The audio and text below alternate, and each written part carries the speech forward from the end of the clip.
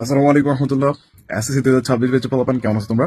আজকে তোমাদেরকে chromosome, DNA এবং জিন রিলেটেড কিছু পেছন এমসিকিউ বলবো, যেগুলো বোর্ডে প্রচুর আসে কিন্তু তোমরা ভুল করো।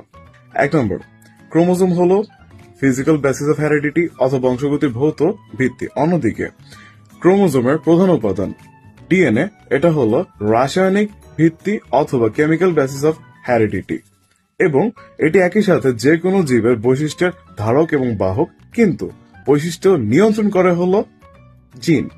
জিন অবস্থান করে ক্রোমোজোমে, এবং ক্রোমোজোমে যে স্থানে জিন অবস্থান করে তাকে বলা হয় লোকাস।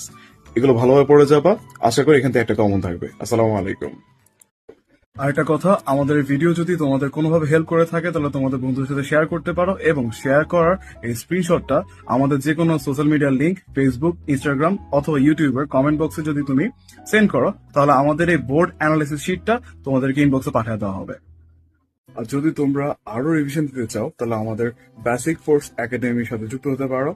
সেখানে আমরা এসএসসির জন্য রিভিশন কোর্স শুরু করেছি, এবং আপকামিং এইচএসসি এবং অন্যান্য প্রতিযোগিতামূলক পরীক্ষার জন্য বিভিন্ন ধরনের কন্টেন্ট দিয়ে থাকি। ফলো করতে পারো, যোগাযোগ করতে পারো, ইনশাআল্লাহ ভালো কিছু হবে। আসসালামু আলাইকুম।